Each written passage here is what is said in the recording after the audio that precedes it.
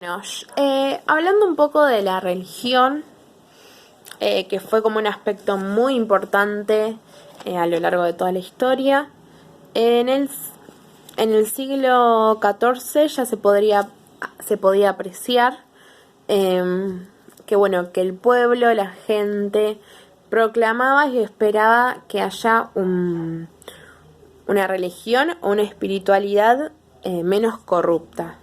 Ya la gente era capaz de observar de que en nombre de Dios se realizaba, se decía y se hacían cosas corruptas, ¿no? Que siempre terminaban siendo en beneficio del rey y no de la gente, del general común. Para el siglo XVI esto ya en Europa se empieza a ver reflejado con ideas nuevas que van apareciendo. Por un lado los católicos y por el otro lado los reformistas. Aparecen las ideas de Lutero, por ejemplo en 1515, que era un movimiento reformista, que bueno, se basaba básicamente en la libre interpretación de la Biblia, ¿sí? Y que bueno, la fe era un medio para lograr la salvación de uno. Después, bueno, también aparecen otras ideas que estaban basadas en la fe y la cotidianeidad, que eran las ideas de Calvino, que también 1500, a principios de 1500 aparecen este tipo de ideas. Después en Francia aparece el jansenismo,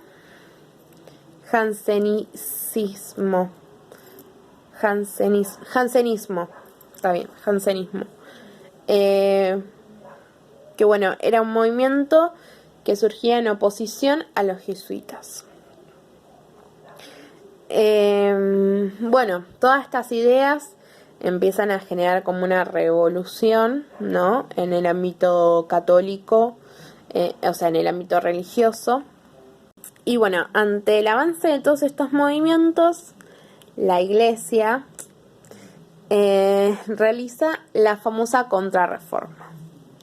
Esto era un mecanismo de control, ¿no? Un gran control sobre el clero y las órdenes religiosas, que bueno, lo que se buscaba básicamente era reforzar a la imagen y la idea papal, ¿no?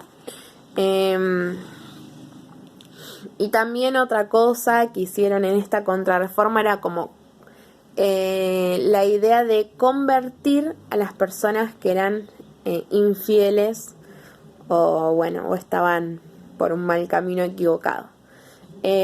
Acá se generó mucho esta cuestión que a mi parecer es un poco adoctrinamiento con la excusa de la gente infiel, ¿no? Que pensaba diferente, como el exterminio de tradiciones e ideas, ¿no? Había muchos cultos, rituales que generalmente estaban impregnados en la sociedad campesina, y bueno, se los empezó a perseguir en busca de que se apacigüen todas estas creencias que venían.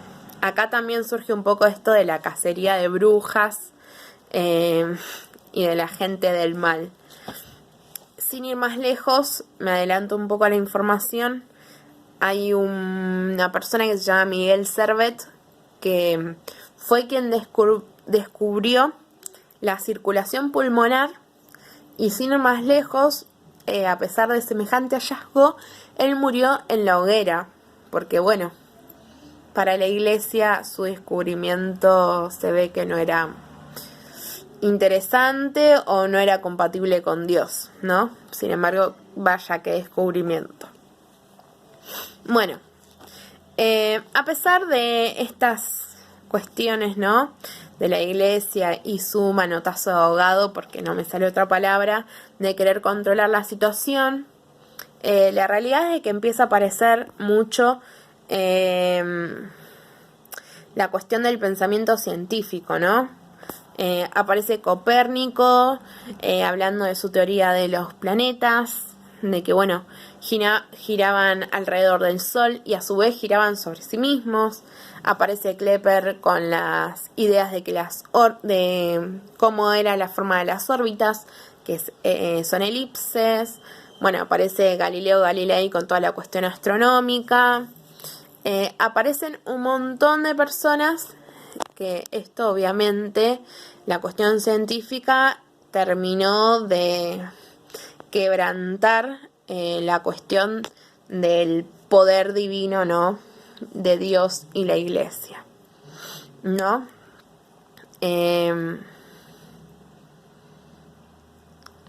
Bueno, también después aparecen la filosofía, ¿no? Descartes, Locke, Newton, bueno, Newton con sus teorías de la gravedad y la física. Fue un campo, esto más o menos en el 1600, ¿no? Copérnico en el 1400 y pico, Newton en el 1600, más o menos en esos periodos, en ese largo periodo. Aparece todo esto que, bueno, claramente empieza a ayudar a que en conjunto a las nuevas crisis, porque bueno, no nos olvidemos que la cuestión de las malas cosechas, el hambre y las pestes eran moneda corriente cada cierta cantidad de años, ¿no? Volvía a pasar. En su momento, cuando se hace la contrarreforma, esto me olvidé de decirlo, la Iglesia le había empezado a echar la culpa de las malas cosechas a la brujería. No era culpa de los reyes, era culpa de la brujería y toda esta cuestión maligna, ¿no? Como siempre desde el discurso de la identidad superior, de lo bueno y lo malo, lo angelical y lo diablo, lo endemoniante, desvirtuaban las responsabilidades, ¿no?